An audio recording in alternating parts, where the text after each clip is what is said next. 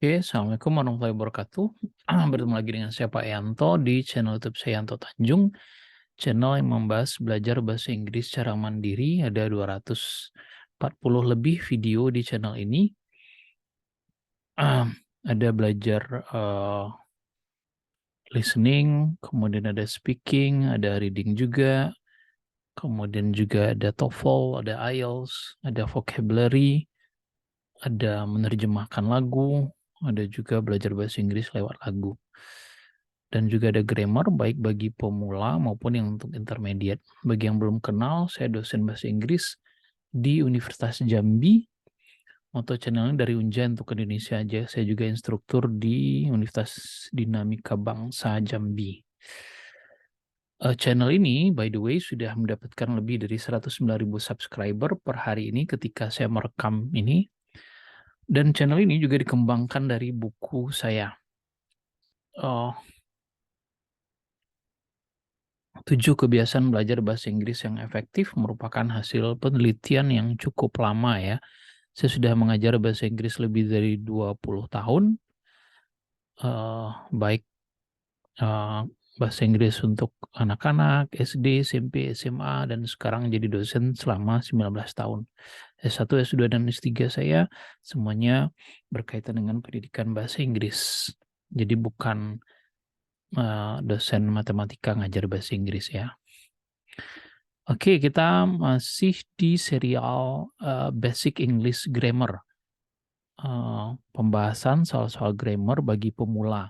Adik-adik yang mungkin ketika SMP, SMA sudah lupa materi grammar, nah saya akan freshkan lagi dengan soal-soal yang ada di serial ini. Di serial ini setiap video yang durasinya sekitar 10 menit kurang lebih, itu ada 10 soal yang kita bahas. Dan topiknya macam-macam. Nah, diharapkan adik mengingat kembali setelah kita bahas. Oke, kita langsung saja. Menurut catatan saya, ini sudah pertemuan yang atau video yang ke-24. Artinya sudah 240 soal yang dibahas. Jadi pertemuan 24. Satu video itu 10 soal. Soalnya tidak terlalu sulit ya, hanya sekedar refreshing adik-adik, mengingatkan kembali. Ini contohnya kita bicara tentang preposisi. Ya, preposisi yang mengikuti sebuah kata. Kalau wait biasanya diikuti oleh preposisi apa? Apakah wait to, wait for, wait at, wait in? Adik-adik pasti tahu ya, wait for. Wait for me in the street. Tunggu aku di jalan. Bukan wait to me, bukan wait at me, apalagi wait in me. Nah, jadi setiap kata itu dia punya padanan preposisinya tersendiri, tergantung konteks kalimatnya. Nah, ini juga Bill is looking. Nah, looking itu sebetulnya looking for bisa, looking at bisa, looking to bisa, looking in sebetulnya juga bisa. Nah, hanya saja dari konteksnya, Bill is looking bla bla bla his keys. Bill sedang titik-titik kuncinya, tetapi dia tidak menemukannya. Berarti dia sedang mencari. Kalau mencari berarti ini. Gitu. Jadi tergantung, walaupun look for benar, look at juga benar, tapi dari segi konteks kalimatnya yang lebih cocok adalah looking for, sedang mencari.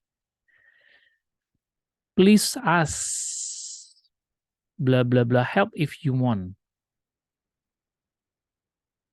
Mintalah, tolonglah, minta bantuan. Ask to, ask for, atau ask in. Ask for ya, itu yang lazim. Nah, jadi harus paham ask ini dilekatkan dengan apa sehingga kalimatnya sesuai. Do you work bla bla bla someone special? Work biasanya work karena ada someone berarti ini yang tepat. Work for.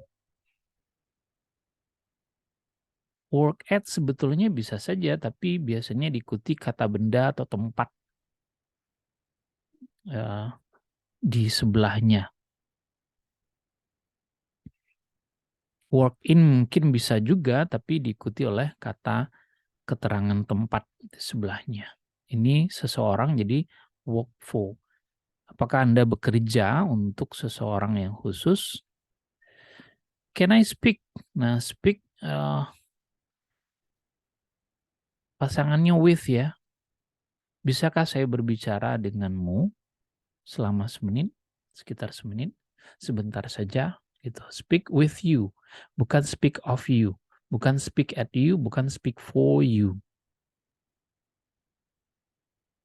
Oke, bisa dipahami ya. Jadi kalau kita sering mendengarkan kayak gini, otomatis nanti kalau kita ngomong, kita juga terbiasa, oh speak itu dengan with, bukan dengan of misalnya. Barbara hopes. Nah, hopes biasanya diikuti oleh to infinitive. Karena ini belum terjadi ya. Berharap untuk menjadi seorang. Jadi Barbara itu berharap bercita-cita untuk menjadi seorang lawyer, pengacara. I love bla bla bla with you. Biasanya I love to. Sesudah to diikuti verb one, to go with you, bukan to going, bukan go, bukan juga going dalam makna kalimat ini. She enjoys bla bla bla the news on television. Enjoy adalah salah satu kata yang diikuti biasanya oleh gerund, verb ing. Nah, jadi mestinya di sini gerund enjoy. Enjoy playing, enjoy watching, enjoy listening, dan seterusnya. I'm looking forward. Ini pernah kita bahas sebelumnya. Looking forward ini merupakan kata khusus di mana harus diikuti oleh dia lengkapnya looking forward to. Lalu harus diikuti oleh gerund. Jadi I'm looking forward to having. Bukan to have, bukan having. Ini sudah yang kedua kalinya kita menjawab soal seperti ini. Harapannya sering-sering itu menjawab soal yang mirip itu akan lengket ke otak kita bahwa look forward itu mesti diikuti to dan verb ing. Kalau biasanya dalam surat lamaran kerja, I'm looking forward to hearing from you. Nah, itu yang sering kita dengar ya. To hearing, bukan to hear. Do you want? Nah, ini juga pernah kita bahas dulu. Want, bila diikuti kata kerja, maka want dengan kata kerja itu harus dibatasi oleh to.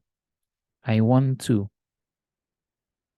I want to tell you, I want to talk to you, I want to see something, dan seterusnya. Jadi I want to try. Nah, jadi sudah ada beberapa pasangan kata tadi, misalnya kayak speak with, kemarin ada agree with misalnya, full of, dan seterusnya, interested in. Nah, itu tidak perlu dihafal, karena kalau dihafal tanpa konteks kalimat, dia akan kesulitan sendiri nanti.